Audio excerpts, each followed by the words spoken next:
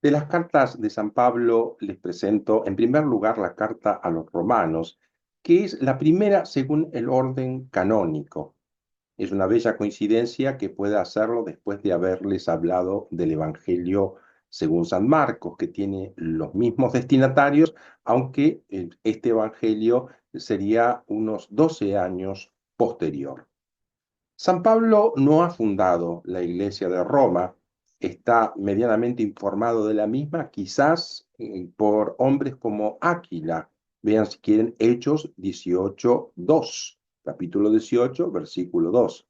Las pocas alusiones de su carta únicamente dejan entrever una comunidad en la que los convertidos del judaísmo y de la gentilidad están expuestos a despreciarse mutuamente. Ya veremos cuáles son las razones de esta situación. Aquí les presento un mapa eh, de los viajes de San Pablo. El viaje a Roma se produjo finalmente, es el cuarto viaje que ustedes pueden ver en la pantalla en marrón.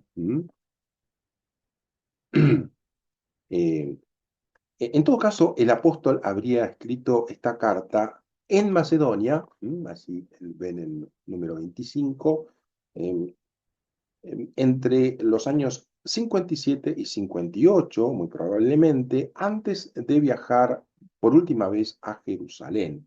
Para entonces había reconocido que su tarea en Asia, Macedonia y Acaya había finalizado. Por eso decidió abrir un nuevo frente misionero hacia Occidente, proponiéndose evangelizar España. Bueno, aquí no nos alcanza el mapa, ¿eh? Mm, Esta información la encontramos en el capítulo 15, versículos 22 al 32, pero pueden ver también en la primera carta a los Corintios, capítulo 16, versículos 3 al 6, y en Hechos de los Apóstoles hay también algunos datos en los capítulos 19 y 20. El hecho es que para ir a España, le era necesario pasar por Roma. Eh, Por eso envía esta carta, la única escrita a una comunidad no fundada por él, lo hace con el fin de anunciarles su visita y pedirles colaboración para realizar la nueva misión evangelizadora. San Pablo tiene conciencia de que su predicación es rechazada por muchos, de que su persona no es aceptada en algunos lugares y de que corren versiones distorsionadas de su enseñanza. Por eso opta por exponer detalladamente lo que llama su evangelio, es decir, la forma en que él anuncia el mensaje de Cristo para que los romanos tengan una visión autorizada de lo que predica entre los paganos. A la vez, él es muy consciente de que este texto llegará también a Jerusalén, donde él irá. En la carta a los romanos les resulta fácil relativamente reconocer la estructura de, es decir, el siguiente esquema general. Una introducción bastante larga, hasta el versículo 15 del capítulo primero, obviamente, integrada por el saludo, la habitual acción de gracias y el deseo que Pablo manifiesta de visitar lo antes posible la comunidad cristiana de Roma. Luego tenemos una amplia sección de carácter doctrinal que se extiende hasta el final del capítulo 11. Esta sección comienza con la formulación concisa pero rotunda de lo que va a ser el tema central de la carta, como veremos, y concluye con una especie de himno doxológico a la inescrutable sabiduría de Dios. Romanos 30, 11, 33, 36. A partir del capítulo 12 tenemos una sección exhortativa, en la que Pablo parece hacerse eco de ciertos problemas de convivencia existentes entre los cristianos de Roma, a los que he aludido, y les propone al respecto las oportunas normas de comportamiento según el Evangelio de Jesús, que es un Evangelio de paz y de amor. Y finalmente tenemos una conclusión. Vean Romanos 15, 14 a 16, 27. capítulo 16, versículo 17. Um, Contiene varias consideraciones que de Pablo sobre su actividad apostólica y sus proyectos de viaje, Romanos 15, 14 al 33, un amplio capítulo de saludos, Romanos 16, en versículo 1 al 23, y una solemne doxología final, en el mismo capítulo 16, versículos 25 al 27. El capítulo 16, al menos hasta el versículo 23, parece ser una carta de San Pablo dirigida a otra comunidad, probablemente a la de Éfeso. Vamos a detenernos brevemente en la sección doctrinal de la carta. El tema central está enunciado, como decía, en el capítulo primero, versículos 16 y 17. El Evangelio es una fuerza de Dios que produce la salvación en todos los creyentes, tanto de los de origen judío como los de origen pagano. Esta destinación universal ya sugiere la polémica con los que dicen que se salvan solo aquellos que practican las obras mandadas por la ley. Una polémica que Pablo ya ha encontrado en la comunidad de los Gálatas. Luego viene un largo paréntesis del capítulo 1, versículo 18 al capítulo 3, versículo 20, donde muestra que fuera de esta fuerza salvadora de Dios, solo se encuentra la ira de Dios, entre comillas, tanto sobre los paganos como sobre los judíos. Esta ira, lejos de ser un tormento infringido por Dios, consiste en dejar a los pecadores en la situación penosa que ellos crearon por sus malas opciones. Vean si quieren en el capítulo 1 de los versículos 24, 26 y 28. A los paganos, San Pablo los acusa porque, habiendo podido conocer a Dios a partir de la contemplación de la creación, no lo adoraron y dieron a las criaturas la gloria que se debe a Dios. Vean, si quieren, los famosos versículos 18 al 23 del capítulo 1. De esta situación, de este cambio, se derivan todos los desórdenes morales del mundo pagano. Versículos 24 al 32. Pero la ira de Dios se despliega también sobre los judíos pecadores, porque conociendo la ley no la pusieron en práctica. Ante esto no valen el privilegio de la circuncisión ni las promesas de Dios. Pueden ver allí el capítulo 2 al inicio, hasta el capítulo 3, versículo 8. San Pablo finaliza esta sección con un florilegio de citas del Antiguo Testamento con los que muestra que todos los hombres y todo el hombre están bajo el pecado. Capítulo 3, versículos 9 al 20. El tema de la justificación es retomado después de este largo paréntesis a partir del capítulo 3, versículo 21, para introducir la proclamación de que Dios gratuitamente hace pasar a los hombres de la condición de pecadores a la de justos, no por las obras de la ley, sino por la fe, gracias al acto redentor de Jesucristo. Por este camino, tanto los judíos como los paganos están en la misma condición y son justificados de la misma forma. Capítulo 3, versículo 21 al 31.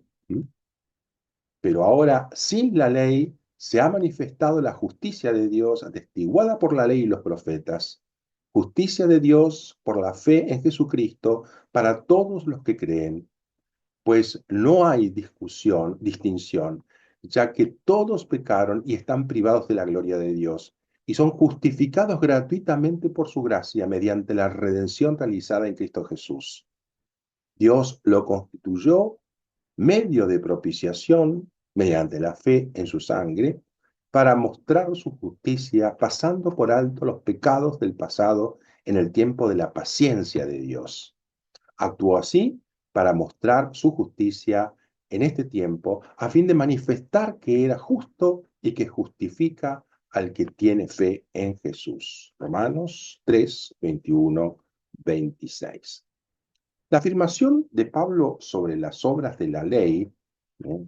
Estamos hablando del Pentateuco, ¿no? Es corroborada por los textos de la ley y los profetas.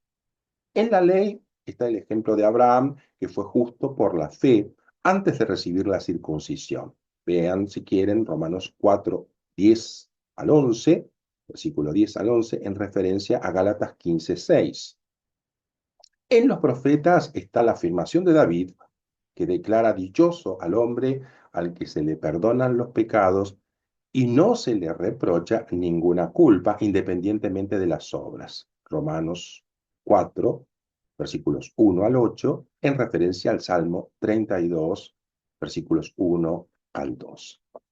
A partir del capítulo quinto, podemos reconocer que se abre una nueva sección en esta parte doctrinal de la carta. Desde el momento en que el hombre es hecho justo, ha quedado reconciliado con Dios y por Dios. Ver, por ejemplo, los primeros 11 versículos, ¿no? Habiendo sido justificados en virtud de la fe, dice, estamos en paz con Dios por medio de nuestro Señor Jesucristo, por el cual hemos obtenido, además, por la fe, el acceso a esta gracia en la cual nos encontramos. De esto se siguen varias consecuencias. La liberación de la muerte, en primer lugar, que es la pena que pesa sobre todos los descendientes de Adán. Vean el famoso texto de capítulo 5, versículos 12 al 21, muy importante para el tema del pecado original, fue muy importante en el Concilio de Trento, por ejemplo. El versículo 18 dice así: en resumen, lo mismo que por un solo delito resultó condena para todos, así también por un acto de justicia resultó justificación y vida para todos. La liberación, entonces, en primer lugar, de la muerte. En segundo lugar, la liberación del pecado. Y aquí tenemos eh, el capítulo sexto, ¿no? Que es el pecado, que es la fuerza que domina sobre el hombre carnal y lo conduce a la transgresión de la ley y a la muerte. Recordemos la famosa frase sobre el bautismo en este capítulo, el versículo cuarto: por el bautismo fuimos sepultados con él en la muerte, para que lo mismo que Cristo resucitó de entre los muertos por la gloria del Padre, así también nosotros andemos en una vida nueva. Y finalmente, la liberación de la ley, que siendo buena en sí misma, se ha convertido en un instrumento mortal en manos del pecado, porque en ella está la pena de la muerte contra todos los transgresores. Vean, el capítulo séptimo, recordarán seguramente el versículo 6. Ahora, en cambio, tras morir a aquella realidad en la que nos hallábamos prisioneros, hemos sido liberados de la ley, de modo que podemos servir en la novedad del espíritu y no en la caducidad de la letra que mata, la letra de la ley, ¿no? Eh, digamos, volviendo sobre el conjunto de lo que estamos diciendo, podríamos eh, añadir lo siguiente: la ley de Moisés, buena y santa en sí misma, como dice Romanos mismo, capítulo 7, versículo 12, hizo que el hombre conociera la voluntad de Dios, pero sin comunicarle la fuerza interior para cumplirla. Por lo mismo, no consiguió más que hacerle consciente de su pecado y de la necesidad que tiene de la ayuda de Dios, como vemos también en Gálatas 3, 19, 22 y en Romanos 3, 20 y 7, capítulo 7, versículos 7 al 13.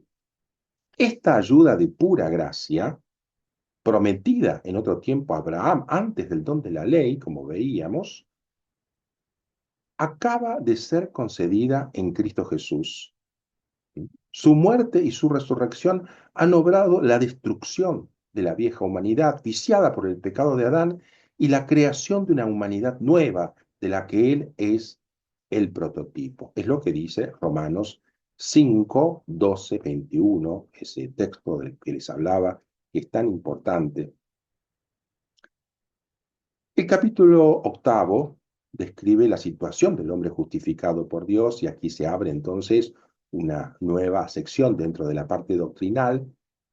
Animado por el Espíritu, ha quedado unido con Cristo, de tal forma que recibe de él la condición de hijo de Dios, la promesa de la resurrección y de la glorificación futura. Aquí recordarán esa famosa frase, ¿no? ¿Quién podrá apartarnos del amor de Cristo? Incluso el universo participará de la glorificación de los hijos de Dios. De manera que el hombre, unido a Cristo por la fe y animado por su espíritu, recibe ya gratuitamente la verdadera justicia y puede vivir según la voluntad divina. En Romanos 8, versículo 1 al 4, nos dice San Pablo: no hay pues condena alguna para los que están en Cristo Jesús, pues la ley del Espíritu de vida en Cristo Jesús te ha liberado de la ley del pecado y de la muerte. Lo que era imposible a la ley, por cuanto que estaba debilitada a causa de la carne, lo ha hecho Dios, enviando a su Hijo en semejanza de carne de pecado, y en orden al pecado condenó el pecado en la carne, para que la justa exigencia de la ley se cumpliera en nosotros, los que actuamos no de acuerdo con la carne, sino de acuerdo con el Espíritu. Cierto que la fe ha de florecer en obras buenas, tal como lo va a subrayar la carta de Santiago, pero estas obras realizadas por la fuerza del Espíritu, como dice Gálatas 5:22 o Romanos 8:5, ya no son las obras de la ley que ponían orgullosamente en las que ponían orgullosamente su confianza los judíos. Son obras realizables por todos los que creen, aun cuando hayan venido del paganismo. Vean si quieren Gálatas 3, 6, 9, también el versículo 14 y Romanos 4, 11. La pregunta sobre la situación de Israel actual, que ha rechazado el Evangelio, es obviamente inevitable. San Pablo la plantea en los capítulos 9 al 11, que constituyen la siguiente sección de esta parte doctrinal. La respuesta última es que Israel sigue siendo amado de Dios por las promesas que el mismo Dios ha hecho a los patriarcas, Abraham, Isaac, Jacob. En el momento actual, dice Pablo, en lo que se refiere a la buena noticia, son enemigos por causa de ustedes, es decir, de los gentiles, ¿no? Pero desde el punto de vista de la elección divina, son amados en atención a sus padres, a los patriarcas, ¿no? Porque los dones y el llamado de Dios son irrevocables. Romanos 11, 28, 29. Bueno, estas son las grandes perspectivas que, esbozadas en la carta a los Gálatas, escrita previamente, se amplían en esta carta a los romanos y nos proporcionan admirables exposiciones sobre temas como el pasado pecador de toda la humanidad, la lucha interior en cada hombre, la gratuidad de la salvación que acabamos de ver, la eficacia de la muerte y de la resurrección de Cristo, participadas por la fe y el bautismo, tan importante para la catequesis también, el llamamiento a todos los hombres para que se hagan hijos de Dios, el amor lleno de sabiduría del Dios justo y fiel que dirige todo el plan de la salvación con sus diferentes etapas. Las perspectivas escatológicas, la mirada al final de los tiempos, de las primeras cartas de San Pablo, por ejemplo a los tesalonicenses, persisten. Estamos salvados en la esperanza. Vean Romanos 5 al inicio, Romanos 8, 24. Pero al igual que en las epístolas o las cartas a los Corintios, se subraya ahora la realidad de la salvación ya comenzada, más que en las primeras cartas. Se posee ya el espíritu de la promesa a título de primicias, Romanos 8:23. El cristiano vive desde ahora en Cristo, Romanos 6:11. Y Cristo vive en él, Gálatas 2:20. Una palabra más sobre la parte exhortativa y la conclusión de esta carta. Como en otras cartas, los últimos capítulos de Romanos están destinados a exhortaciones de carácter moral y a noticias personales. Las exhortaciones morales se ocupan principalmente de la convivencia dentro de la comunidad y de las dificultades que se pueden suscitar entre los que viven con mayor libertad, con aquellos que todavía están apegados a las normas del judaísmo. Aquí se puede ver lo que dice en el capítulo 14. El capítulo 15 nos informa sobre eh, el plan de San Pablo de ir a España, pasando por Roma, lo que hablábamos al inicio. El apóstol espera recibir ayuda de los romanos para esta nueva empresa, como se puede ver en los versículos 23 y 24. Les informa que los cristianos de origen pagano de Macedonia y Acaya han hecho una colecta para ayudar a los pobres de Jerusalén. Les dice que si los judíos han compartido con los paganos las riquezas del Evangelio, es justo que los paganos hagan partícipes a los judíos de sus riquezas materiales. Vean siquiera en el versículo 27.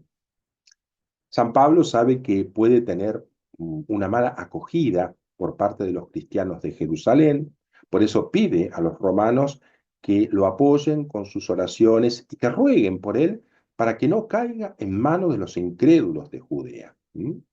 Sospecha que los demás judíos pueden obrar violentamente contra él. También vean aquí los versículos 30 y 31. Ahora, a modo de conclusión, yo diría que San Pablo escribe esta carta en vísperas de la que será su última visita a Jerusalén, con ocasión de llevar la colecta recogida en favor de las iglesias necesitadas de Palestina. Por eso podemos decir que la carta a los romanos constituye una especie de testamento doctrinal. Es como una recapitulación de su evangelio, tanto ante la Iglesia Madre de Jerusalén, con la que Pablo quiere seguir manteniendo estrechos vínculos de comunión, como con la comunidad de Roma, con la que quiere y sueña como símbolo de la universalidad de la Iglesia. La epístola o la carta a los romanos representa ciertamente una de las más bellas síntesis de la doctrina paulina. No se trata, sin embargo, de una síntesis completa, no contiene toda su doctrina. Pensemos, por ejemplo, en la Eucaristía, en la enseñanza sobre la Eucaristía, la enseñanza sobre la resurrección, está más desplayada en otras cartas. El interés primordial que le otorgó a esta carta la controversia luterana, a la carta a los romanos a partir del siglo XVI, sería perjudicial si nos hiciera olvidar el complemento de las otras epístolas que la integran a esta carta en una síntesis más vasta.